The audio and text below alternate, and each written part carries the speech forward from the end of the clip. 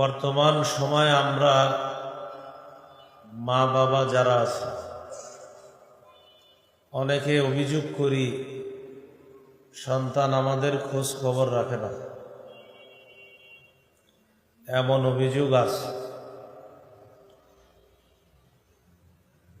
এটার উত্তর হলো, জন্মের পর থেকে আপনি সন্তানের খোঁজ খবর নিছেন কিনা এটা একটা গুরুত্বপূর্ণ বিষয়। ওরা যে আপনার খোঁজ খবর নেয় না, জন্মের পরে আপনি ঠিক মতো খোঁজ খবর নিছেন কিনা। এই জন্য আজকের আলোচ্য বিষয়টা আমরা ঠিক করে নিই। আজকের আলোচ্য বিষয় নববী আদর্শে সন্তান লালন পালন করার পদ্ধতি। নববী আদর্শে সন্তান লালন পালন করার পদ্ধতি। মন দিয়ে বুঝে শুনে পুরো আলোচনাটা শোনার চেষ্টা করব ইনশাআল্লাহ। সন্তান জন্মের আগে দুইজন ভালো মানুষ মিলে একটা পরিবার শুরু করবেন। রাসূলুল্লাহ সাল্লাল্লাহু আলাইহি সাল্লাম বলেন, মান তারদাউনা দীনাহু ওয়া খুলুকাহু, যেই ছেলের মধ্যে দুটি গুণ দেখো, একটা হলো দিনদারিতা আর একটা চারিত্রিক বৈশিষ্ট্য। কোন ছেলের এই দুই গুণ যদি তোমরা পছন্দ করো, কোন ছেলের দিনদারিতা যদি তোমরা পছন্দ করো, কোন ছেলের চারিত্রিক বৈশিষ্ট্য যদি তোমাদের ভালো লাগে, মেয়েকে তার কাছে বিয়ে দিয়ে দাও। এখন বাস্তবতা কি বলেন? দিনদারিতা চারিত্রিক বৈশিষ্ট্য এটা খুঁজে না টাকাওয়ালা খুঁজে? টাকাওয়ালা খোঁজা দোষণীয় না। টাকাওয়ালা ছেলে খোঁজা এটা দোষের না, এটা দোষের না। কিন্তু টাকাওয়ালা খুঁজতে গিয়ে দিনদারিতা চারিত্রিক বৈশিষ্ট্য না খোঁজা এটা দোষের। টাকাওয়ালা খোঁজাটা কিনা দোষের না, এইটা খুঁজতে গিয়ে আমরা দিনদারিতা আর চারিত্রিক বৈশিষ্ট্য এটা আমরা ভুলে যাই, এটা দোষের। তাহলে কোনো ছেলের হালাল চাকরি আছে, হালাল কামাই আছে, তার এই হালাল কামাইটা দেখা এটা কন্যার বাবার জন্য দোষের না।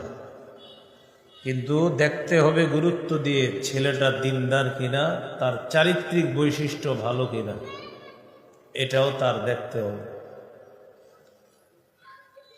কোনো মেয়েকে বিয়ে করা হবে চারটি বৈশিষ্ট্য দেখে। قال رسول الله صلى الله عليه وسلم تنكح المرأة لأربع: لمالها ولحسبها ولجمالها ولدينها।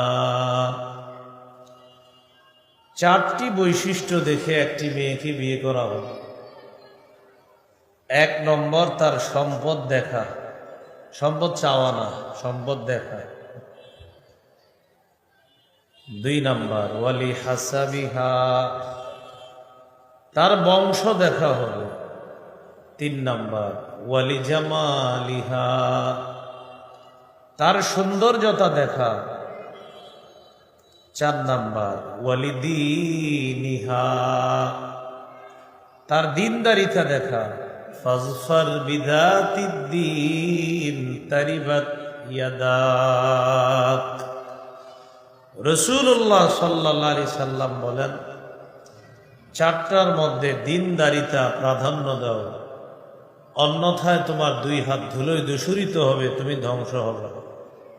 কিন্তু ঘটক যখন কোনো মেয়ের ব্যাপারে ছেলের বাবার কাছে বলে, তখন ঘটক ওই মেয়ের প্রথম তিনটা বৈশিষ্ট্য বলে, আর নবী যেটারে গুরুত্ব দিতে বলছে ওইটা বলে না। ঘটক বলে, মেয়েটা মাশাআল্লাহ দেখতে, মেয়েটার টাকা পয়সাও মাশাআল্লাহ, 3 ভাই ইতালি থাকে, মেয়েটার বংশও মাশাআল্লাহ। তো মেয়েটা নামাজি কিনা, দিনদার কিনা, এটা ঘটক বলে না। কোনো ছেলে যখন এই জাতীয় মেয়ের কথা শুনে উনিও মাশাআল্লাহ রাজি, দিনদারিতা না দেখা মেয়েরে বিয়ে করছে, টাকা পয়সা দেখা বিয়ে করে ফেলছে। 2 বছর না যাইতে ইমাম সাহেবের কাছে আইসা কয়, হুজুর মনটা খারাপ কেন, কি হয়েছে? ঘরে অশান্তি আর অশান্তি। তো দিনদারিতা দিয়ে আপনি তো ঘর শুরু করেন নাই, শুরুই করছেন বদ্দিন দিয়ে, তো ঘরে তো অশান্তি হবেই। নবী বললেন কি, আপনি করলেন কি?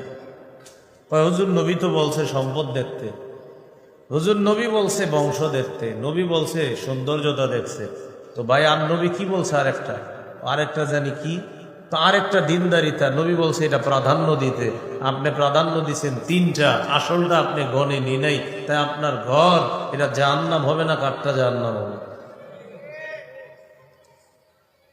টোটাল আলোচনা থেকে আমরা বুঝতে পারলাম স্বামী দিনদার হবে, স্ত্রীও দিনদার হবে। বলেন স্বামী কি হবে?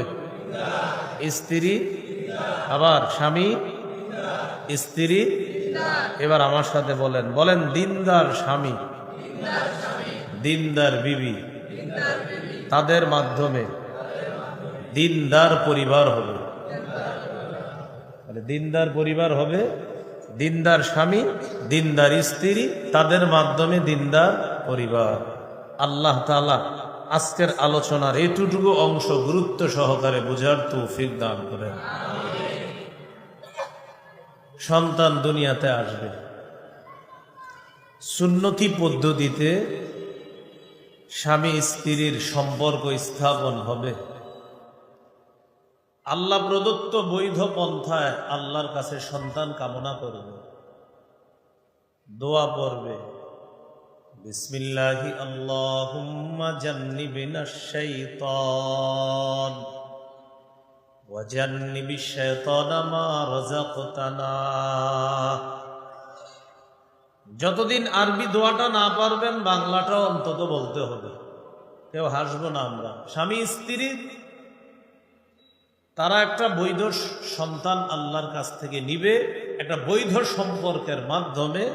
এখন তারা এটা সুন্নাহ মোতাবেক আল্লাহর কাছ থেকে এই নেয়ামতটা তারা কামনা করবে, এই দোয়াটা পড়বে, বিসমিল্লাহি আল্লাহুম্মা জান্নিবনাশ শাইতান ওয়া জান্নিবিশ শাইতানা মা রাযাকতানা। আল্লাহ আমাদেরকে শয়তান থেকে দূরে রাখেন, আর আমাদেরকে যে সন্তান দান করবেন এই সন্তানকেও শয়তান থেকে দূরে রাখেন। আল্লাহ আমাদেরকে শয়তান থেকে দূরে রাখেন, আর আমাদের সন্তানটাকে শয়তান থেকে দূরে রাখেন, এই দোয়া করুন। আল্লাহ যদি তাদের এই সম্পর্কের ফলে তাদের জন্য সন্তান নির্ধারণ করে, আর এই সন্তান যখন দুনিয়াতে আসবে, নবীজি বলেন লাম ইয়াদুররুহু শাইতানু আবাদা, শয়তান এই সন্তানকে কখনো ক্ষতি করতে পারবে না। সন্তান দুনিয়াতে আসলো, এবার আমাদের মূল আলোচনা শুরু হবে। নববী পদ্ধতিতে সন্তানটা লালন পালন করতে হবে। সন্তান দুনিয়াতে আসার পর 1 নম্বর করণীয় তার কানে আজান দেওয়া। বলেন কি দেওয়া? আবু দাউদ 5105 নম্বর হাদিস। এই হাদিসের বর্ণনাকারী উবাইদুল্লাহ ইবনে আবি রাফে তিনি বলেন, রাআইতু রাসূলুল্লাহি সাল্লাল্লাহু আলাইহি ওয়াসাল্লাম আযানা ফি উযুনিল হাসান ইবনে আলী ইবনে আবি তালিব রাদিয়াল্লাহু তাআলা আন হিনা ওয়ালাদাতহু ফাতিমাতু বিস-সালাহ।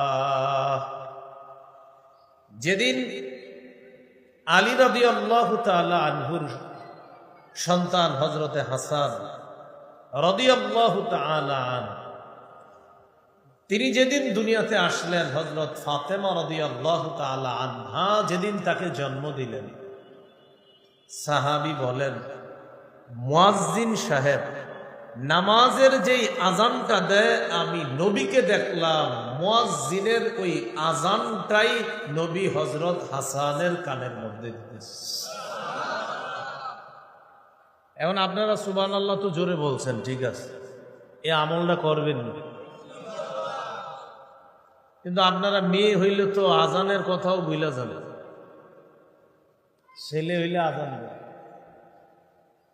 মিষ্টি দোকানে সবগুলারে অর্ডার দেয়, আর মেয়ে হইলে কাউরে কয় না, ফোন দিয়ে জিজ্ঞাসা করে কি কি খবর, সুসংবাদ আসেনি, তোকে বাতি জিনিস, তোকে কি হয়েছে, মানে খুশি না, মন খারাপ।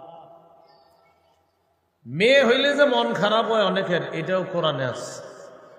14 পারা 12 নম্বর পৃষ্ঠা সূরা নাহলের 58 নম্বর আয়াতে আছে, وَإِذَا بُشِّرَ أَحَدُهُم بِالْأُنثَى ظَلَّ وَجْهُهُ مُسْوَدًّا وَهُوَ كَظِيمٌ। কিছু মানুষ আছে, তাদেরকে যখন কন্যা সন্তানের সুসংবাদ দেওয়া হয় তাদের চেহারাটা কালো হয়ে যায়, দুঃখে ভারাক্রান্ত হয়ে যায়, কেন তার মেয়ে হইল। বলেন নাউজুবিল্লাহ। সবাই আমার সাথে বলেন অথচ। বলেন আল্লাহ তাআলা ছেলে মেয়ের আলোচনা করতে গিয়ে প্রথমে মেয়ের আলোচনা করেছেন, পরে ছেলের আলোচনা করছে। আপনারা বুঝে থাকলে বলেন আল্লাহ ছেলে মেয়ের আলোচনায় আগে কার কথা বলছে? যেটা হইলে চেহারা কালো করে কিনা। 25 পারা 7 নম্বর পৃষ্ঠা সূরাতুশ শুরা 49-50 নম্বর আয়াতে আল্লাহ বলেন, কুসসামাওয়াতি ওয়াল আরদ, আসমান জমিনের রাজত্ব আল্লাহ, ইয়াখলুকু মা ইয়াশা, তিনি যা ইচ্ছা তা সৃষ্টি করেন, ইয়াহাবু লিমান ইয়াশাউ ইনাসা, তিনি যাকে ইচ্ছা তাকে কন্যা দান করেন। তিনি যাকে ইচ্ছা তাকে, আগে কার কথা বলছে? কন্যার কথা। ওয়ায়াহাবু লিমান ইয়াশাউ যুকুর, তিনি যাকে ইচ্ছা ছেলে দান করেন। তাহলে আগে কন্যা বললেন, পরে ছেলে বললেন। এজন্য মেয়ে হইলে দামি মিষ্টি খাওয়াবেন, মেয়ে হইলে, আর ছেলে হইলে ওর চেয়ে কম দামিটা খাওয়াবেন। মেয়ে হইলে খাওয়াবেন পঞ্চ মিষ্টি দামিটা, ছেলে হইলে রসগোল্লা খাওয়াই দিবেন।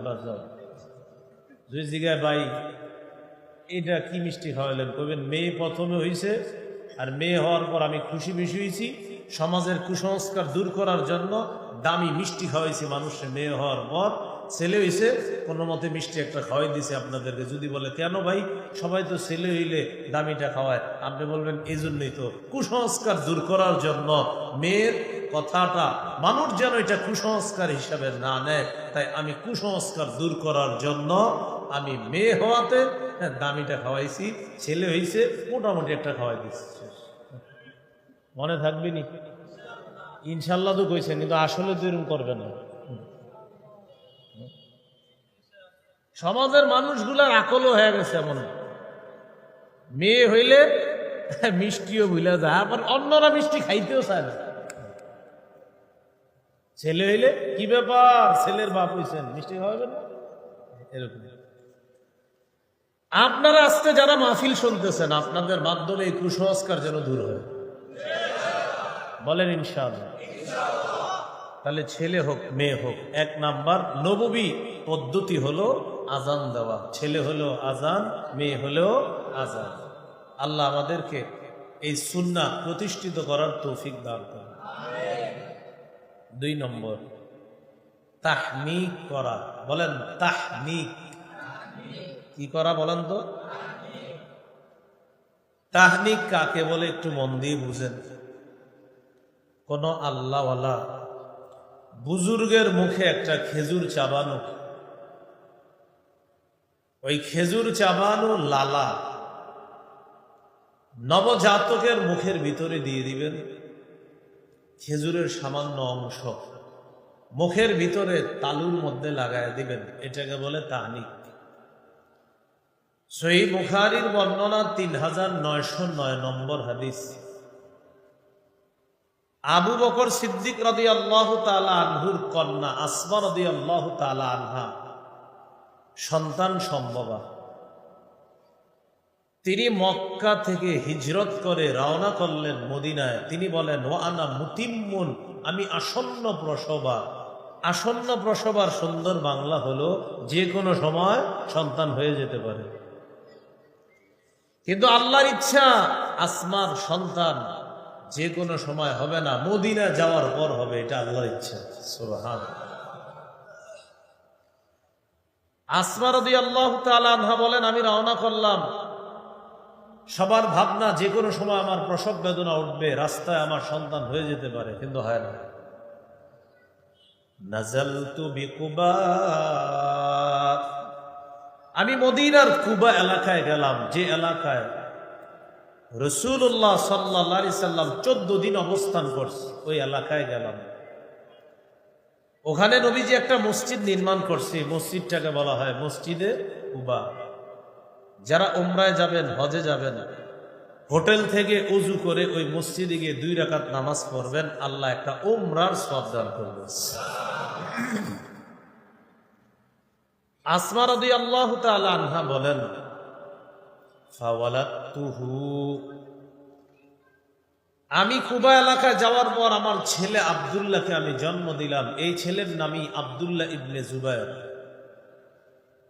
পরবর্তীতে জালেম বাদশা হাজ্জাজ বিন ইউসুফের সাথে যার লড়াই হয়েছে, এই সেই ছেলে আব্দুল্লাহ ইবনে জুবায়ের। এখানে একটা বিষয় আপনারা মনে রেখেন, সাহাবায়ে কেরাম হিজরত করে মক্কা থেকে মদিনায় যাওয়ার পর কারো সন্তান হয় না। ইহুদিরা বলাবলি করতে লাগলো, ছি ছি, এগুলা কেমন জাতি, এদের দিয়ে কোনো সন্তান হয় না, এরা মনে হয় ভালো জাতি না। আল্লাহ তাআলার কৌশল, গর্ভবতী আসমা রাদিয়াল্লাহু তাআলা আনহাকে আল্লাহ নিয়ে গেলেন মদিনায়। হযরতে আসমার সন্তান হওয়ার মাধ্যমে আল্লাহ তাআলা ইহুদিদের ওই ধারণাকে আল্লাহ পাল্টায়া দিয়া বুঝায়া দিলেন, সাহাবায়ে কেরামের সন্তান হয়। হিজরতকারী সাহাবীদের মধ্যে সর্বপ্রথম সন্তান এই আসমা রাদিয়াল্লাহু তাআলা আনহার সন্তান, যার নাম আব্দুল্লাহ ইবনে জুবায়ের। তাহলে আপনাদেরকে প্রশ্ন করি, বলেন, হিজরতকারী সাহাবীদের সর্বপ্রথম সন্তানটার নাম কি? মাশাআল্লাহ, মদিনায় সর্বপ্রথম হিজরতকারী সাহাবীদের সন্তানের নাম আব্দুল্লাহ ইবনে জুবায়ের। সবাই খুশি, নবীও খুশি। নবীজির কোলে নিয়ে ছেলেটাকে দিস। নবীজি দাআ বিতাম্র, খেজুর আনাইলেন। ফামাদাগাহা, খেজুর চাবাইলেন। ফাতাফালা ফি ফি, খেজুর চাবানো থুতু আব্দুল্লাহর মুখের মধ্যে দিয়ে দিলেন। ওয়াহান্নাকাহু বিতাম্র, খেজুরের সামান্য একটু অংশ আব্দুল্লাহ ইবনে জুবায়েরের মুখের ভিতরে তালুর মধ্যে লাগায়া দিলেন। হাদিসের মধ্যে আছে, ফাকানা আউয়ালা শাইইন দাখালা বাতনা আব্দুল্লাহ রিকু রাসূলিল্লাহি সাল্লাল্লাহু আলাইহি ওয়াসাল্লাম। আব্দুল্লাহর পেটে দুনিয়ার কোনো খাবার সর্বপ্রথম যায় নাই। আব্দুল্লাহর মা আসমা রাদিয়াল্লাহু তাআলা আনহা বলেন, আমার ছেলে আব্দুল্লাহর মুখে সর্বপ্রথম আল্লাহর নবীর লালা যায়। আমার সন্তানের পেটে সর্বপ্রথম খাবার হলো আমার নবীর মুখের লালা। এটাই তার পেটে সর্বপ্রথম খাবার, এর আগে অন্য খাবার যায়নি। তাহলে চিন্তা করেন, পেটে কি ঢুকছে? নবীর থুতু। চিন্তা করা যায়? কত আশ্চর্যের বিষয়। সুবহানাল্লাহ। আমঘরে যদি স্বপ্নেও নবী একটু থুতু মুখে দিয়ে দেয়, তাও তো অনেক কিছু। এই হলো তাহনিক করা, মনে থাকবে নি? কয়টা হইল? 1 নাম্বার, 2 নাম্বার তাহনিক করা, 3 নাম্বার নবজাতক শিশুর জন্য আমরা দোয়া করব। চাচা, মামা, খালু, খালা যারা দেখতে যায়, তারা এই বাচ্চাটার জন্য বরকতের দোয়া করা, বাচ্চার বাবার জন্য, বাচ্চার মায়ের জন্য বরকতের দোয়া করা। আবু দাউদ হাদিসের কিতাব 5106 নম্বর হাদিস। আন আয়েশা সিদ্দিকাহ রাদিয়াল্লাহু তাআলা আনহা, কানা রাসূলুল্লাহ সাল্লাল্লাহু আলাইহি ওয়াসাল্লাম ইউতা বিস-সিবিয়ান ফায়াদউ লাহুম বিল বারাকাহ। নবীজির কাছে শিশুদেরকে আনা হতো, আল্লাহ নবী তাদের জন্য বরকতের দোয়া করতেন। এখন আমরা দোয়াটা কিভাবে করব? চলেন দোয়াটা শিখে নিই, আরবিটাও বলি, মনে না রাখলে বাংলাটা মনে রাখবো। বলেন, জাআলাহুল্লাহু মুবারাকান আলাইকা ওয়া আলা উম্মতি মুহাম্মাদিন সাল্লাল্লাহু আলাইহি ওয়াসাল্লাম। আল্লাহ তাআলা এই শিশুকে তোমার জন্য এবং উম্মতে মুহাম্মদীর জন্য বরকতের কারণ বানায়া দেন। তাহলে তার জন্য বরকতের দোয়া করা, তোমার এই শিশুটাকে তোমার জন্য, তোমার পরিবারের জন্য, গোটা জগতের উম্মতে মুহাম্মদীর জন্য যেন আল্লাহ বরকত বানিয়ে দেয়। বলেন সুবহানাল্লাহ। এটা 3 নাম্বার অধিকার। তাহলে আমরা শিশুটাকে দেখা বরকতের দোয়া করা। কিন্তু আমাদের মানুষগুলা কি করে বলেন তো? ওরে আকিকার দিন দেখতে যায়, কেউ বাঁকা কইরা, কেউ সোজা কইরা, কেউ এইভাবে ওইভাবে, কেউ মিষ্টিটা অত মিষ্টি খাইতে পারে না, মুখের এনে ধৈরা ছবিটা উঠায়, আবার কিন্তু নিয়ে নেয়। এখন ফেসবুকে লেখে প্রথম চাচা হওয়ার স্বাদ, অনুভূতি, এটা ভাষায় প্রকাশ করার মতো না। বাবা হওয়ার কি যে অনুভূতি, এটা শুধু যে বাবা সেই বুঝতে পারে। আমরা তো বুঝছি বিষয়টা, আপনি লাইনে দেওয়া দরকার কি বলেন? এই অনুভূতি প্রকাশ করতে গিয়ে দোয়া করা ভুলা যায়, বরকতের দোয়া করা ভুলা যায়। ওই সবাই অনুভূতির মধ্যে আছে। আমার সাথে আপনারা বলেন, অনুভূতি প্রকাশ করব নাকি বেশি দোয়া করব? এটা দোয়া করব। এ হলো 3 নাম্বার। 4 নাম্বার, শিশু সন্তান কান্না করলে তার কান্না থামিয়ে দেওয়া, এটা তার অধিকার। শিশু কাঁদতেছে, শিশুর মা নামাজে আছে, আপনি দৌড়ে গিয়ে ওরে কোলে নেন, কিন্তু আপনার এত সময় কোথায়? মোবাইল দেখতেছেন আর বলতেন, এই ওরে কোলে নাও না কেন, এত কাঁদতেছে, লও তাড়াতাড়ি, এ ঘরে তোরা কেউ নাই, কোলে নে। মানে এত ব্যস্ত, হ্যাঁ এইদিকে চাই, আমার সুযোগ নেই, কোলে নে। আপনার কি কাজ এত? শিশুরে কোলে নেয় না, উনি প্রচুর ব্যস্ত। শিশুর 4 নাম্বার অধিকার, শিশু কান্না করলে তার কান্না থামানো, এটা অধিকার। সহিহ বুখারী 868 নম্বর হাদিস। এই হাদিস শোনেন কি বলে নবীজি। ক্বালা রাসূলুল্লাহ সাল্লাল্লাহু আলাইহি ওয়াসাল্লাম, ইন্নী লা আকুমু ইলাস সালাহ ওয়া উরিদু আন উতাওবিলা ফিহা। নবীজি বলেন, আমি নামাজে দাঁড়াই, নামাজে লম্বা কেরাত পড়ার নিয়ত করি। ফাআসমাউ বুকা আস-সাবী, আমি নামাজে লম্বা কেরাত পড়ার নিয়ত করে যখন শিশুর কান্নার আওয়াজ শুনি, নবী বলতেছে আমি নামাজে যদি কোন শিশুর কান্নার আওয়াজ শুনি, ফাআতাজাওয়াজু ফি সালাতি কারাহিয়াতান আন আশুক্কা আলা উম্মিহি। নবীজি বলেন, আমি শিশুর কান্নার আওয়াজ শোনার পর শিশুর মায়ের যেন কষ্ট না হয় আমার লম্বা কেরাতের কারণে, তাই আমি কেরাত সংক্ষিপ্ত করে শিশুর মা আর শিশুর দুজনের কষ্ট যেন না হয়, তাদের কষ্ট দূর করার জন্য আমি নবী লম্বা কেরাতের পরিবর্তে সংক্ষিপ্ত কেরাত দিয়ে আমার নামাজ শেষ করে শিশু এবং তার মায়ের অধিকার আমি নবী প্রতিষ্ঠিত করি। নবী কেরাত সংক্ষিপ্ত করে শিশুর যেন কান্না করে কষ্ট না হয়। কারণ নামাজ যত দেরি হবে শিশুরে নেওয়ার কেউ থাকবে না, তখন শিশুর অধিকার ক্ষুণ্ণ হবে। তাহলে 4 নাম্বার, ও কানলে ওর কান্না থামিয়ে দেওয়া। 5 নাম্বার, আকিকা করা। বলেন কি করা? ক্বালা রাসূলুল্লাহ সাল্লাল্লাহু আলাইহি ওয়াসাল্লাম, ইন্নাল ইয়াহুদা তাউক্কু আনিল গুলাম ওয়ালা তাউক্কু আনিল জারিয়া ফাউক্কু আনিল গুলামি শাতাইন ওয়া আনিল জারিয়াতি শাতান। রাসূলুল্লাহ সাল্লাল্লাহু আলাইহি সাল্লাম বলেন, ইয়াহুদিরা ছেলের আকিকা করত না, ছেলের আকিকা করত, মেয়ের আকিকা করত না। ইয়াহুদিরা ছেলের আকিকা করত, মেয়ের আকিকা করত না। হে আমার উম্মত, তোমরা ছেলের পক্ষ থেকে 2টি ছাগল আকিকা করবা, মেয়ের পক্ষ থেকে 1টি পশু আকিকা করবা। তাহলে ইয়াহুদিরা শুধু ছেলের আকিকা করত, মেয়ের আকিকা করত না। নবীজি বলেন, তোমরা ছেলের পক্ষ থেকে 2টি পশু আকিকা করবা, মেয়ের পক্ষ থেকে 1টি পশু আকিকা করবা। কারো যদি সামর্থ্য কম থাকে, ছেলের পক্ষ থেকে 1টি পশু আকিকা করলেও হবে। কারো যদি সামর্থ্য কম থাকে, ছেলের পক্ষ থেকে 1টি পশু আকিকা করলেও আকিকা আদায় হয়ে যাবে। নাসাই হাদিসের কিতাব 4220 নম্বর হাদিস।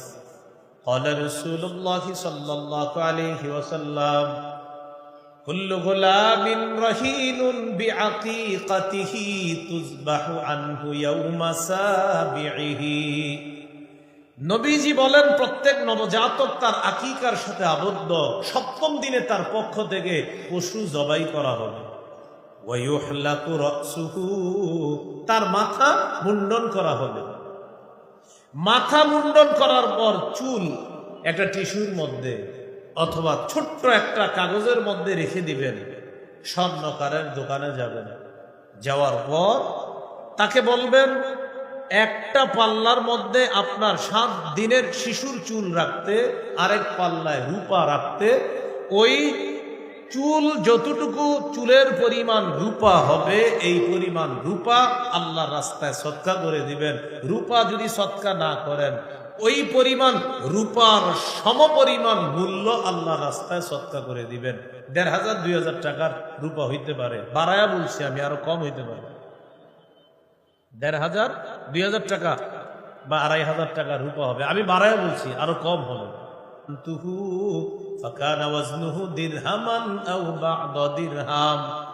আমি হাসানের 7 দিনের মাথার চুল ওজন করলাম। হাসানের চুলের পরিমাণ হলো 1 দিরহাম রূপা অথবা 1 দিরহামের কাছাকাছি। আমি এই পরিমাণ রূপা আল্লাহর রাস্তায় সদকা করে দিলাম। তাহলে 5 নাম্বার আকিকা করা। আর قد أنزلنا عليكم لباسا يواري سوآتكم وريشا ولباس التقوى ذلك خير। আল্লাহ বলেন, আমি তোমাদেরকে এমন পোশাক দিলাম, যে পোশাক তোমাদের সতর ঢেকে রাখে, তোমাদের লজ্জাস্থান ঢেকে রাখে, যে পোশাক তোমাদের সৌন্দর্যতার কারণ, যে পোশাক তোমাদের লজ্জাস্থান ঢেকে রাখার সৌন্দর্যতার কারণ। আর তাকওয়ার পোশাক, এটাই সর্বোত্তম পোশাক। শিশুকে ছোটবেলা থেকে যদি ওর হাঁটু ঢাকা শিখান, ও যখন একটু বড় হয় দেখবেন প্যান্ট খালি টানতে থাকে নিচের দিকে। ঘটনা কি, ওর মাথায় ঢুকে গেছে যে আমার প্যান্ট তো উপরে থাকার কথা না, এটা নিচে থাকার কথা। ওর বয়স মাত্র 1.5-2 বছর, কিন্তু ওর এই হাঁটু ঢাকা আপনি শিখায় ফেলছেন। এখন ওর যখন বয়স বাড়ে, ও যখন লম্বা হয়, ওর প্যান্টটা ছোট হয়ে যায়, দেখবেন প্যান্ট টানতে থাকে, এভাবে নিচের দিকে টানতে থাকে। ঘটনা কি, ঘটনা হলো ওর মধ্যে এটা সেট হয়ে গেছে যে আমার তো এই জায়গা ঢাকনা থাকে, হঠাৎ এটা খোলা কেন? আপনি শুকরিয়া আদায় করবেন যে আমার সন্তানের মধ্যে এই মানসিকতা আল্লাহ জাগ্রত করে দিচ্ছে। কয় নাম্বার গেল? 10। 11 নাম্বার, এটা যদি পারেন আর কি, সাদা পোশাকে অভ্যস্ত করা। কোন পোশাকে? হাদিসে আসছে সাদা পোশাক সর্বোত্তম পোশাক।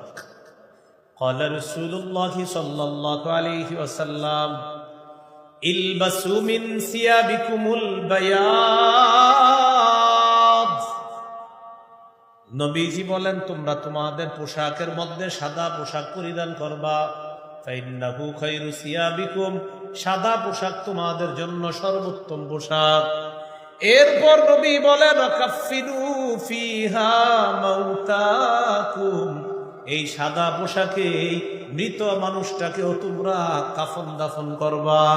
জীবিতরা সাদা পোশাক পরবা, মরাকেও সাদা পোশাক পরায়া দিও। জীবিতরা সাদা কেন পরবে? জীবিত মানুষটা যখন দেখবে আমার শরীরে সাদা পোশাক, আমি যদি একটু পরে মারা যাই, মানুষ আমারে এই সাদা পোশাক দিয়ে আবার কবরে রাখবে। সাদা পোশাক মানুষকে মরণের কথা স্মরণ করে, সাদা পোশাক মানুষকে মরণের কথা স্মরণ করায় যে আমার শরীরে সাদা পোশাক। ইন্না লিল্লাহ, আমি যদি মারা যাই আমারে আমার আত্মীয় স্বজন সাদা পোশাক পরায় কবরে রাখবে। কয় নাম্বার গেল? 11। 12 নাম্বারটা অনেক গুরুত্বপূর্ণ। বলেন অহংকার প্রকাশ না পায় এমন পোশাকে সন্তানকে অভ্যস্ত করা। অহংকারের কারণ যেন না হয়, অহংকার যেন প্রদর্শন না হয়, এমন পোশাকে সন্তানকে আমরা অভ্যস্ত করব না। আপনার শিশু যদি ছোটবেলা 4-5টা শিশুর সাথে মিশে, ওরে আপনি এমন পোশাক পরায়েন না যেই পোশাক দিয়ে ও অন্যের সাথে গিয়ে গর্ব করে বলে হ্যাঁ দেখছো আমারটা, এরকম যেন না হয়। অন্য শিশুর সাথে ও যখন মিশবে ওর মধ্যে যেন কোনো অহংকার, এই ভাব, যদিও ওর অহংকারের গুনাহ হবে না যেহেতু নাবালেগ, কিন্তু ওর মধ্যে যেন এই চেতনা জাগ্রত না হয় যে ও পোশাক নিয়ে গর্ব করা শিখে ফেলছে, এটা যেন না হয়। এটা হলো 12 নাম্বার। قال رسول الله صلى الله عليه وسلم كلوا واشربوا وتصدقوا والبسوا ما لم يخالطه إسراف أو مخيلة। নবী বলেন তোমরা খাও, তোমরা পান করো, তোমরা দান করো, তোমরা পোশাক পরিধান করো যতক্ষণ অপচয় না হয় আর অহংকারের কারণ না হয়। উম্মত তোমরা খাও, তবে এটা যেন অপচয় না হয়, অহংকারের খানা যেন না হয়। তোমরা পান করো, পান করাটা যেন অপচয়ের কারণ না হয়, অহংকারের কারণ না হয়। তোমরা দান করো, দান যেন তোমাকে অহংকারী না বানায়। তোমরা পোশাক পরিধান করো, পোশাক যেন অপচয় আর অহংকারের কারণ না হয়। এটা আমরাও করতে হবে, সন্তানকেও এই বিষয়ে অভ্যস্ত করতে হবে। আল্লাহ কথাগুলা মনে রেখে আমল করার তৌফিক দান করেন। এই গেল 12। 13 নাম্বার, কত সুন্দর কথা, আল্লাহু আকবার। জুতা পরিধান করা শিক্ষা দেওয়া, সুবহানাল্লাহ। শিশুকে কি পরিধান করা শিক্ষা দেওয়া? জুতা। আমার নবী উম্মতের জন্য কত মায়া, জুতা পরবেন কিভাবে এটা নবী শিখিয়ে দিয়েছে। قال رسول الله صلى الله عليه وسلم لا تمشي في نعل واحد। নবীজি বলেন এক পায়ে জুতা পরে হাঁটবা না, এক পায়ে জুতা পরে হাঁটবা না। বুখারীর বর্ণনা আসছে লিউনইল হিমা জামিআ আও লিউহফিহিমা জামিআ, হয়তো 2 পায়ে জুতা রেখে হাঁটবে, না হয় 2 পা খোলা রেখে হাঁটবে। শিশু মাঝে মাঝে দেখবেন ওরা এক পায়ে জুতা পরে আর এক পা খালি রাখে, না ওরে শিখাবেন বাবা এমন না, মা এমনটা না, হয়তো 2 পায়ে জুতা, হ্যাঁ এইভাবে জুতা পরবা, অথবা 2 পা খোলা রাখবেন। এক পায়ে জুতা, এটা যেন ওর মধ্যে মানসিকতা না আসে। কেন? আমার নবী বলছে এক পায়ে জুতা রাখবা না, হয়তো 2 পা খালি রাখো, না হয় 2 পায়ে জুতা রাখো। এক পায়ে জুতা রাখলে শিশু বারবার পড়ে যাওয়ার সম্ভাবনা আছে। এই হলো 13 নাম্বার, জুতা পরিধান করা। 14 নাম্বার, সবকিছু ডান দিক থেকে করার শিক্ষা দেওয়া, সুবহানাল্লাহ। কানা রাসূলুল্লাহ সাল্লাল্লাহু আলাইহি ওয়াসাল্লাম ইউজিবুহু আত-তায়াম্মুনু ফিত-তানাউলি ওয়াত-তারাজ্জুলি ওয়া ফি তুহুরিহি ওয়া ফি শা'নিহি কুল্লিহি। নবীজি জুতা পরিধান করতেন ডান দিক থেকে, চুল আশ্রাইতেন ডান দিক থেকে, পবিত্রতা অর্জন করতেন ডান দিক থেকে। নবী সব কাজে ডান পছন্দ করতেন। আমিও শিশুকে সব কাজে ডান শিখাবো, বলেন ইনশাআল্লাহ। কত গেল? 14। 15 নাম্বারটা আমার সাথে বলেন, বলেন ছেলে শিশুকে, এখানে সব শিশু না, শুধু ছেলে শিশু, বলেন ছেলে শিশুকে রেশম এবং স্বর্ণ থেকে দূরে রাখা। বলেন তো আবার, ছেলে শিশুকে স্বর্ণ থেকে দূরে রাখা। قال رسول الله صلى الله عليه وسلم أحل الذهب والحرير لأناس أمتي وحرم على ذكورهما রাসূলুল্লাহ সাল্লাল্লাহু আলাইহি সাল্লাম বলেন, আমার উম্মতের মেয়েদের জন্য রেশম বৈধ করা হয়েছে, স্বর্ণ বৈধ করা হয়েছে। ওয়াহুরিমা আলা যুকুরিহা, আমার উম্মতের ছেলেদের জন্য রেশম হারাম, স্বর্ণ হারাম। আমার উম্মতের মেয়েদের জন্য রেশম হালাল, স্বর্ণ হালাল। আমার উম্মতের ছেলেদের জন্য রেশম হারাম, স্বর্ণ হারাম। ছোটবেলায় ছোট ছেলে শিশুকে চেন গিফট করেন না, স্বর্ণের চেন। বলতে পারেন হুজুর ওর জন্য তো গুনাহ না, ও নাবালেগ, দৌড়ে শিখেন না। ও নাবালেগ কিন্তু ছেলে শিশু, ও নাবালেগ কিন্তু কি শিশু? ছেলে শিশু। ওরে আমরা স্বর্ণ পরা শিখাবো না, ওর গুনাহ হবে না, ও এখন শিশু, কিন্তু ওরে আমরা এটা শিখাবো না। আল্লাহ না করুক যদি ওর মধ্যে কোনো মানসিকতা তৈরি হয় স্বর্ণের। পুরুষ স্বর্ণ পরবে জান্নাতে, পুরুষ রেশম পরবে জান্নাতে, বাস এটা আমার রবের বিধান। আমার রবের বিধান আমি মাথা পেতে মেনে নিই। মনে থাকবে তো ইনশাআল্লাহ। 16 নাম্বার তাওহীদ শিক্ষা দেওয়া। কি শিক্ষা দেওয়া? ছেলেকে মেয়েকে বলবেন নবীজি যেটা আব্দুল্লাহ ইবনে আব্বাস রাদিয়াল্লাহু তাআলা আনহুমাকে শিখিয়ে দিয়েছে, নিজের বাহনের পিছনে বসায় বলতেছে, হে গোলাম শোনো, তুমি হে বালক তুমি শোনো, আমি তোমাকে কিছু বিষয় শিখিয়ে দিই। ইহফাজিল্লাহ ইয়াহফাজকা, তুমি সদা সর্বদা আল্লাহর বিধিবিধানগুলা রক্ষা করবা, আল্লাহ তোমাকে রক্ষা করবে। ইহফাজিল্লাহ তাজিদহু তুজাহাকা, তুমি আল্লাহকে সদা সর্বদা স্মরণে রাখবা, বিপদে আপদে আল্লাহকে তুমি কাছে পাইবা। এবার কি শিখাইবেন দেখেন, ইদা সাআলতা ফাসআলিল্লাহ, তুমি যখন চাইবা আল্লাহর কাছে চাইবা। বলেন শিশুকে কি শিখাবো? তুমি চাইলে কার কাছে চাইবা? মা কার কাছে চাও? বাবা কার কাছে চাও? তাহলে শিশুকে বলা মা আল্লাহর কাছে চাও, বাবা আল্লাহর কাছে চাও। শিশু সন্তানকে আদর করে বলেন আল্লাহর কাছে চাও, মেয়েকে বলেন আল্লাহর কাছে চাও। যখন সাহায্য প্রার্থনা করবা আল্লাহর কাছে সাহায্য প্রার্থনা করো। এইভাবে একমাত্র আল্লাহই সব দেয়, আল্লাহই নেয়, আল্লাহই দাতা, আল্লাহই রিজিক দাতা। এই তাওহীদ একত্ববাদের শিক্ষা দেওয়া শিশুকে। এবার আমার সাথে একটু বলেন, বলেন সৃষ্টি আল্লাহ, সময় আল্লাহ, স্থান কাল আল্লাহ। বলেন সৃষ্টি, সময়, স্থানের মুখাপেক্ষী আল্লাহ নন। আবার আল্লাহ তাআলা সৃষ্টির মুখাপেক্ষী নন, সময়ের মুখাপেক্ষী নন, স্থানের মুখাপেক্ষী নন। বলেন সবাই, বরং সৃষ্টি, সময়, স্থান সব আল্লাহর মুখাপেক্ষী।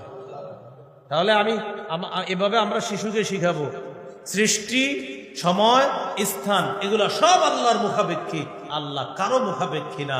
এইভাবে শিশুকে শিক্ষা দেওয়া, এটাই আল্লাহুস সামাদ, আল্লাহ অমুখাপেক্ষী, আল্লাহ কারো মুখাপেক্ষী না। তাওহীদ শিক্ষা দেওয়া। কত নাম্বার গেল? 16। 17 নাম্বার শিশুকে ঈমানি তরবিয়ত শিক্ষা দেওয়া। কি তরবিয়ত? ঈমানি তরবিয়ত শিক্ষা দেওয়া। এবার আমার সাথে বলেন, বলেন ঈমানের শ্রেষ্ঠ চাওয়া নামাজ। বলেন তো ঈমানের সবচেয়ে শ্রেষ্ঠ একটা দাবি কি? নামাজ। শিশুকে নামাজে অভ্যস্ত করা, যেন 7 বছর বয়সে ওরে হুকুম দিলেই ও নামাজে আগ্রহী হয়ে ওঠে। বাকি 7 বছর বয়সে যে ওরে হুকুম দিবেন, হুকুম দেওয়ার আগ পর্যন্ত ওরে অভ্যস্ত করবেন কিভাবে? আপনার স্ত্রী ঘরে যখন নামাজ পড়বে, ও যখন দোলনার মধ্যে থাকবে, তখন আপনার স্ত্রী যেন ওকে দেখায়া নামাজের মধ্যে দাঁড়ায়। আপনার স্ত্রী নামাজে দাঁড়াবে, ও যেন আপনার স্ত্রীকে নামাজ পড়তে দেখে ঘরের মধ্যে। আপনি মাঝে মাঝে সুন্নত নামাজগুলা যখন ঘরে পড়েন, আপনার শিশু যেন আপনাকে দেখে। দেখবেন 2-2.5 বছরের বাচ্চাটা পরনে কাপড় নাই, কিন্তু মাথায় চুপি একটা দিয়ে আপনার পাশে দাঁড়ায় থাকে। পরনে কাপড় নাই, 2 বছর বয়স, ও আপনার পাশে এসে দাঁড়াবে। হজরতের কিন্তু শরীরে কাপড় নাই, মাথায় টুপি আছে, বয়স 2, আর আপনার দিকে খালি তাকায় থাকবে এইভাবে, হাত এইভাবে রেখে তাকাবে। এখন দেখে কি আপনার ঠোঁট নড়ে, ও এমন করে। ঠোঁট নাড়ায়। এবার দেখে কি আপনি ঠোঁট নাড়ার উপর রুকুতে যান, ও রুকুতে যায়, আবার এভাবে নিচে দিয়ে দেখে আপনি কি করেন, তো আপনি তো ঠোঁট নাড়ান সুবহান রাব্বিয়াল আযীম করেন, ও এরকম করে মানে ঠোঁট নাড়ায়। এবার আপনি যখন সালাম ফিরাবেন আঙ্গুলের ওই তাসবিহ পড়তেছেন, ও কি করে জানেন, হঠাৎ আপনার একদিন দেখছে আপনি তাসবিহ, ওরে কোনোদিন বইলেন না কিচ্ছু, ও খালি আপনার দেখ। শিশুরা ফলো করে বেশি, ও যখন দেখবে আপনি এমন করেন, দেখবেন ও আপনার দিকে তাকাবে আর আঙ্গুলের দিকে তাকায় এমন করবে যে সুবহানাল্লাহ। ওর ভিতরে কিন্তু ইসলামী আদর্শ ঢুকে যাইতেছে, ইসলামী আদর্শ। আপনি যদি সারাদিন এটা দেখেন ওরে নিয়ে, না হাইছেন না, বিষয়টা সিরিয়াস না। আপনি সারাদিন টিভি দেখেন, নাটক সিনেমা দেখেন, কথার কথা কারো ঘরে এরকম পরিবেশ থাকে, শিশুরে নিয়ে সারাক্ষণ এগুলো দেখতেছেন, তো কি শিখবে আপনার কাছে? হ্যাঁ, এই শিশু আপনারে ওই পরবর্তীতে আর খাবার দাবার দেয় না, এটাই সে হুজুরদেরকে বলেন, হুজুর সন্তান খোঁজ খবর নেয় না, আপনি ঠিক মতো ওদের খোঁজ খবর নেন না। আপনি কেন সারাক্ষণ টিভি দেখাইছেন, কেন আপনি সারাক্ষণ নাটক দেখলেন ওরে নিয়ে, কেন আপনি সারাক্ষণ ওরে অশ্লীল জিনিসগুলো দেখাইলেন ছোটবেলা, এখন বড় হওয়ার পর ও আপনার খবর নেয় না কেন? ছোটবেলা থেকে ওরে আপনি দিন শিক্ষা দিলেন না কেন? তাহলে 17 নাম্বার ইমানি তরবিয়ত শিক্ষা দেওয়া। ইমানের শ্রেষ্ঠ একটা দাবি হলো কি? নামাজ। নামাজ শিক্ষা দেওয়া। রাসূলুল্লাহ সাল্লাল্লাহু আলাইহি সাল্লাম বলেন, মুরু আওলাদাকুম বিস-সালাহ ওয়া হুম আবনাউ 7 সিনিন। তোমরা তোমাদের সন্তানদেরকে নামাজের আদেশ করো যখন তাদের বয়স 7 বছর। ওয়াদরিবুহুম আলাইহা ওয়া হুম আবনাউ 10 সিনিন। যখন তাদের বয়স 10 বছর তখন তাদেরকে প্রয়োজনে মৃদু আঘাত করো। মনে থাকবে তো ইনশাআল্লাহ? 17। একটু ধৈর্যচ্যুত হয়েন না, গুরুত্বপূর্ণ আর একটা অংশ বাস শেষ করে দিন। এই গেল 17 নাম্বার। 18 নাম্বার, এটা আমার সাথে একটু বলেন। নামাজে শিশুর উপস্থিতি গুরুত্ব দেওয়া, ধমক দিয়ে তাকে তাড়িয়ে না দেওয়া। শিশুর উপস্থিতি নামাজে গুরুত্ব দিবেন। এবার একটা বুদ্ধি দিই আপনাদেরকে, ওরা মাঝে মাঝে জ্বালায় নামাজ, এটাও ঠিক। এখন আপনারা মসজিদে আইনে কি করেন, 4-5 জন শিশু একসাথে দাঁড় করান, তো ওরা 4-5 জন একসাথে হইলে তো পুরো বাংলাদেশে আলাদা করে লয়, তো মসজিদ তো এখানে রাখবে না ওরা 4-5 জন একসাথে হইলে কেমনে আপনার করে শান্তিতে থাকবে বলেন?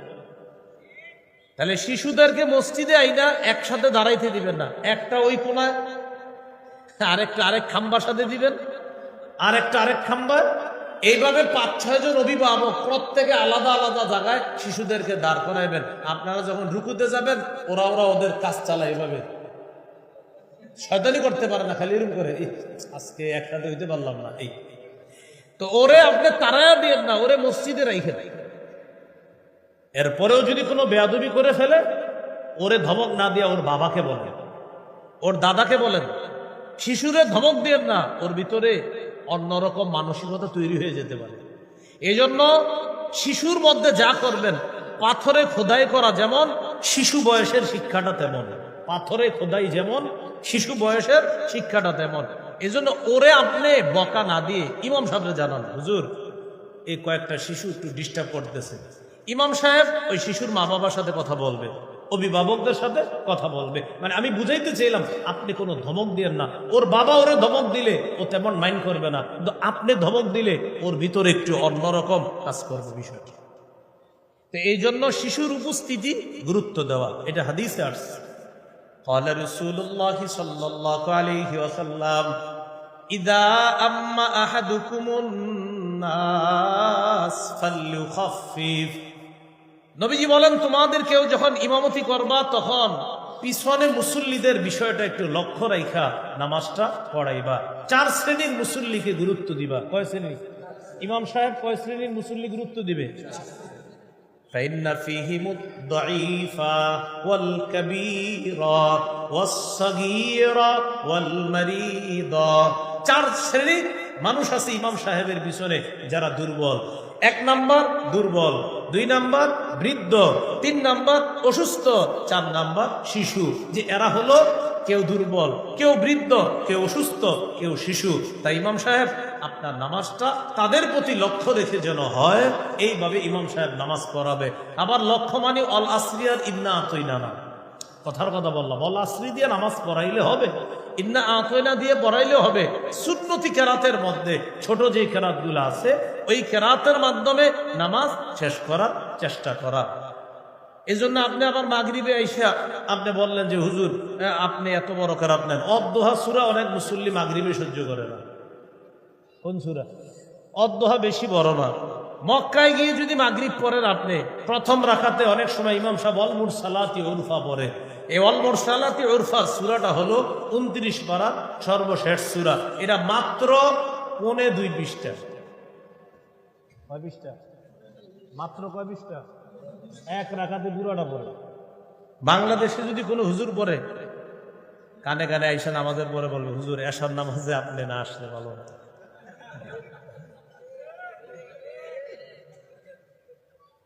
না আপনারা বলেন জি না হুজুর এমনটা করবো না, বলেন। কোন আলেম এরকম তেলাওয়াত করে ফেললে কি আপনি বলবেন যে চলে যান? না, বড় তেলাওয়াত করছে কি নামাজ হয় নাই? আরে বলে নামাজ হয় নাই, হ্যাঁ হয়ে গেছে, হ্যাঁ একদিন হয়তো একটু বেশি পড়ে ফেলছে, এটা হতে পারে। তাহলে 18 নাম্বার শিশুর অধিকার, মসজিদে শিশুর উপস্থিতি গুরুত্ব দেওয়া, নামাজে শিশুর উপস্থিতি গুরুত্ব দেওয়া, ওকে তাড়িয়ে না দেওয়া। হ্যাঁ, ও যদি দুষ্টামি করে সেক্ষেত্রে আমরা কোনো ব্যবস্থা নিতে পারি। শিশুদেরকে একসাথে মসজিদে দাঁড় না করানো, এক শিশুকে এক অভিভাবক এক পাশে নিয়ে দাঁড়াবে, আরেক শিশুকে নিয়ে আরেক অভিভাবক আরেক খাম্বার পাশে দাঁড়াবে, আরেক শিশুকে নিয়ে আরেক অভিভাবক আরেক কোনায় দাঁড়াবে। তখন দেখবেন ওদের দুষ্টামিটা আর বেশি হবে না। এমনি কিন্তু রুকু আর সেজদার মাঝামাঝি ওরা খোঁজখবর নিবে প্রত্যেকের, কিন্তু দুষ্টামিগুলো আর হবে না। এই হলো 18 নাম্বার। মনে থাকবে তো ইনশাআল্লাহ? তাহলে আমরা মসজিদে শিশুদেরকে তাড়িয়ে দিব না, আওয়াজ করলে বুঝিয়ে দিব, অথবা ইমাম সাহেবের মাধ্যমে, ইমাম সাহেব শাসন করবে বা অভিভাবক শাসন করবে, আমরা সবাই ওদের উপরে চড়াও হতে যাব না। এই কথাগুলো আমরা মনে রাখবো। 19 নম্বর, শিশুকে কোরআন শিক্ষা দেওয়া। এই এলাকার অনেক ওলামায়ে হযরত আসছেন, আমি আপনাদের হাত পায়ে জোর করে বলতেছি, মসজিদ ভিত্তিক মক্তবটার গুরুত্ব আরেকটু বাড়ান। এই মসজিদের সভাপতি, সেক্রেটারি সাহেব, দায়িত্বশীল যারা আছেন, আরো অন্য আশেপাশের মসজিদের হয়তো দায়িত্বশীলরা আছেন, আল্লাহর রাস্তায় আপনারা মসজিদ ভিত্তিক যে মাদ্রাসাটা আছে এটার গুরুত্ব একটু বাড়ান। মসজিদ ভিত্তিক মক্তব আর মাদ্রাসার গুরুত্ব যদি না বাড়াই, এক সময় এদেশের অনেক মানুষ নাস্তিক হয়ে যাবে। বেশি এটা বাড়ান। আগে মসজিদ ভিত্তিক মক্তবে 150-200 ছাত্র হইতো সকালবেলা, এটার গুরুত্ব বাড়ান।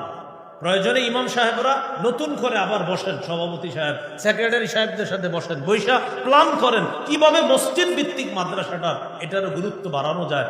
আশেপাশে তো মাদ্রাসা আছে, মসজিদের শিক্ষাটা, কারণ এখানে যেই ছেলেকে তার বাবা ডাক্তার বানাবে তিনিও তার ছেলেটাকে এখানে পাঠাবে, যেই বাচ্চা মেয়েটা তার মেয়েকে উনি ডাক্তার বানানোর নিয়ত, তিনিও শিশু অবস্থায় মেয়েটাকে মসজিদে পাঠাবে। এমন অসংখ্য শিশু আছে যাদের ব্যাপারে মা বাবা হয়তো নিয়ত করে ওরে আমি এই লাইনে পড়াবো, কিন্তু দ্বীনি শিক্ষাটা যেন মসজিদে প্রথমে হয়। এই ব্যাপারে কমিটি, সভাপতি, দায়িত্বশীল যারা আছি, নতুন করে আবার ইমাম সাহেবের সাথে বসেন এবং আপনারা এমন একটা কার্যক্রম করেন যে এই মসজিদ ভিত্তিক একটা মাদ্রাসা আছে, এটার গুরুত্ব বাড়াতে হবে। যে এখানে একটা মাদ্রাসা আছে, সকালে বা আসরের পরে 1 ঘন্টার মাদ্রাসা বা 1.5 ঘন্টা 2 ঘন্টার মাদ্রাসা, এবং এটা বাকায়দা গুরুত্ব সহকারে হতে হবে, এটার সাইনবোর্ড থাকতে হবে। এইভাবে বাড়ান, আল্লাহর রাস্তায় বলছি, উম্মতকে বাঁচান, উম্মতকে বাঁচান। এক ওয়াজ মাহফিলের চাইতে বেশি, 1000 গুণ বেশি ফায়দা হবে একটা বক্তব্য বানান মসজিদে। 1000 ওয়াজ মাহফিলের চেয়ে, আল্লাহর কসম বলছি, 1000 ওয়াজ মাহফিলের চেয়ে অনেক বেশি ফায়দা হবে মসজিদ ভিত্তিক মাদ্রাসার গুরুত্ব বাড়ান। এ হলো 19 নম্বর, শিশুকে কোরআন শিক্ষা দেওয়া। অনেকে তার সন্তানটাকে সহিহ শুদ্ধ কোরআন শিখাইতে পারে না, তো আলহামদুলিল্লাহ মসজিদে আপনারা অন্যরা কষ্ট নিয়ে না, বিশেষ করে কওমি মাদ্রাসার যে ইমাম সাহেবরা আছে, আমি যে কোনো জায়গায় নামাজ পড়লে বলে দিতে পারি ইমাম সাহেব কোন জায়গায় পড়ছে। আমি অন্য প্রতিষ্ঠানকে ছোট করছি না, কিন্তু এটা আমাদের একটা গর্বের বিষয়। আমি নামাজ পড়লেই বলে দিই উনি আমাদের লোক, আলহামদুলিল্লাহ। নামাজ পড়লে মানে অটোমেটিক বলে দিই। হুজুরে ভালো মাদ্রাসায় পড়ছে, কওমি মাদ্রাসায় পড়ছে। এটা আমি বলছি অন্য প্রতিষ্ঠান ছোট করছি না, কিন্তু কওমি মাদ্রাসা আল্লাহর একটা নেয়ামত। কওমি মাদ্রাসা 100-এ 100 সবার কোরআন তেলাওয়াতটা অসাধারণ হয়, এটা আল্লাহর নেয়ামত।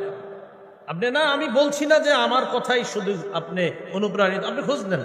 এইখানে অনেকে আছেন, আপনারা কষ্ট নিয়ে না, আপনারা খোঁজ নেন, দেখবেন যে তাদের তেলাওয়াতটা আপনি অসাধারণ। আর প্রত্যেক বছর করেন, শ্রেষ্ঠত্বের পুরস্কারটা আনতেছে কারা আপনারা বলেন? আপনারা কেন বুঝেন না? তাহলে শিশুকে কোরআন শিক্ষা দেওয়া। তিরমিজির হাদিস 2910 নম্বর হাদিস, রাসূলুল্লাহ সাল্লাল্লাহু আলাইহি সাল্লাম বলেন, খায়রুকুম মান তাআল্লামাল কুরআনা ওয়া আল্লামা, তোমাদের মধ্যে সর্বোত্তম ওই ব্যক্তি যে কোরআন শিখে অন্যকে শিখায়।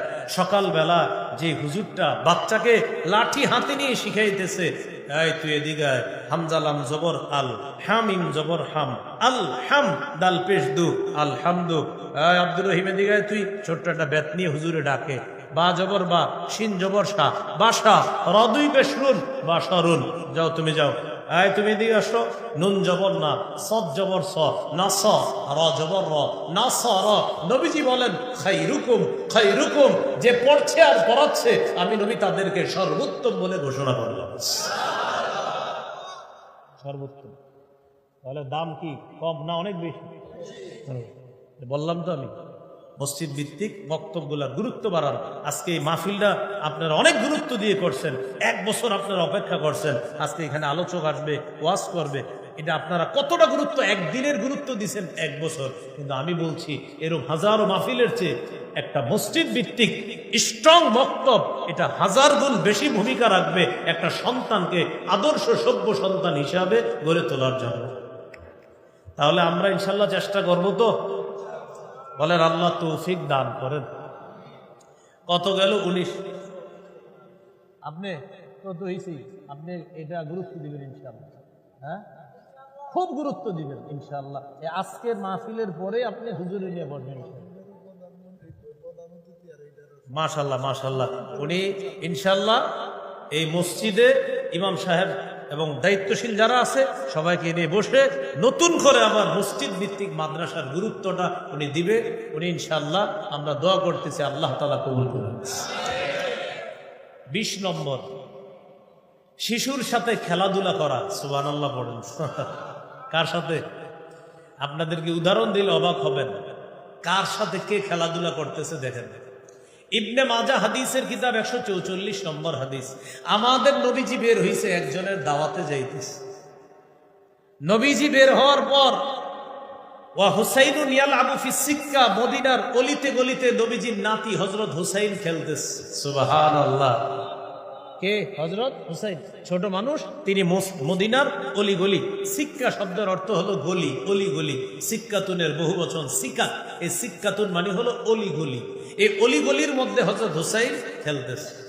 নবীজি যখন নাতি হুসাইনকে দেখছে, মানুষের সামনে তাড়াতাড়ি গেলেন, এই দেখি শরত শরত। যাওয়ার পর যেই মাত্র নাতি নানাকে দেখলেন, ইয়াফিরু হা হুনা ওয়া ইয়াফিরু হা হুনা, হযরতে হুসাইন নানাকে দেখা একবার এদিকে পালায় আর একবার এদিকে পালায়। নাতি যেদিকে যায় নানাও সেদিকে যায়, নাতি আরেক দিকে যায় নানাও সেদিকে যায়। ইউদাহিকু, নবী হাসতেছে নাতির সাথে। এক পর্যায়ে জড়ায়া ধরছে, জড়ায়া ধরে বললেন, আনা মিন হুসাইনিন ওয়া হুসাইনুন মিন্নি, আনা মিন হুসাইন, হুসাইন আমার, আমি হুসাইনের থেকে, হুসাইন আমার থেকে। আহাব্বাল্লাহ মান আহাব্বা হুসাইনান, শোনো, আমার হুসাইনকে যে ভালোবাসলো আল্লাহ তাকে ভালোবাসে। নবীজি নাতি, ছোট্ট মানুষ, হযরত হুসাইন রাস্তায় খেলতেছে, নবীও গিয়ে শরীর হয়ে গেছে। উনি এদিকে দৌড়ায়, আমাদের নবীও দৌড়ায়। হুসাইন রাদিয়াল্লাহু তাআলা বাম দিকে যায়, নবীও দিকে যায়। নবী খালি ধরতে চায় আর নানা ধরতে পারতেছে না, নাতিও খালি পালায়। নাতিও নানার সাথে খেলতেছে। নবীজি এক পর্যায়ে ইউদাহিকু, হাসতে হাসতে, ওয়া ইউলাইবু, তার সাথে খেলতে খেলতে তাকে ধরে ফেললেন। ধরার পর বললেন, হুসাইন আমার থেকে, আমি হুসাইনের থেকে, আমার হুসাইনকে যে ভালোবাসলো আল্লাহ তাকে ভালোবাসে। কয় নাম্বার গেল? 20। খেলা। 21 নাম্বার, শিশুকে ভালোবাসা। শিশুকে কি করা? আগের উদাহরণ গেছে কারে দিয়ে? হুসাইন। এবার হযরত হাসান দিয়ে একটা উদাহরণ দিই। সুবহানাল্লাহ পড়েন। সহিহ বুখারী 5884 নম্বর হাদিস, এই হাদিসের মধ্যে আসছে নবী বাজার থেকে আসছে বাসায়, আসার পর বললেন আইনা লুকা, শব্দটা শিখে ফেলেন, বলেন আইনা লুকা, লুকা কোথায়, বলেন বলেন লুকা কোথায়। এবার বলেন লুকা অর্থ হ্যাংলা পাতলা শিশু। লুকা অর্থ কি? নবী বাসায় এসে বললেন এই আমার লুকা কোথায়, লুকা, লুকা মানে আমার হ্যাংলা পাতলা ওই হাসান কোথায়। হযরত হাসান আসছে নবীজির কাছে, আসার পর ফালতাজামা হযরত হাসান রাদিয়াল্লাহু তাআলা আনহুকে নবীজি এইভাবে বুকের সাথে জড়ায়া ধরে বললেন আল্লাহুম্মা ইন্নী উহিব্বুহু, আল্লাহ আমার হাসানকে আমি খুব ভালোবাসি, ফাআহিব্বা মান ইউহিব্বু, আমার হাসানকে যে ভালোবাসবে আল্লাহ আমি নবী দোয়া করলাম আপনিও তাকে ভালোবাসেন। কত গেল? 21 ভালোবাসা। 22 নাম্বার শিশুকে রানে বসানো, রানে, এই রানে বসানো। দুইজন ছোট্ট ছেলে মেয়ে, একটার এই রানে বসাবেন আর একটাকে এই রানে বসাবেন। সহিহ বুখারী 6003 নম্বর হাদিস। হাদিসের বর্ণনাকারী উসামা ইবনে যায়েদ, নবীজির পালক পুত্রের সন্তান। উসামা মানে হয়।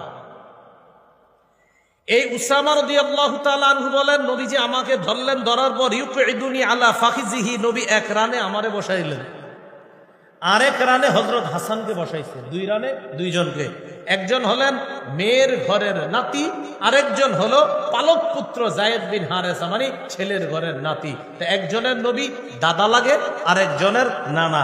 তাহলে নানা নাতিকে এক রানে বসাইলেন আর দাদা তার নাতিকে আরেক রানে বসাইলেন।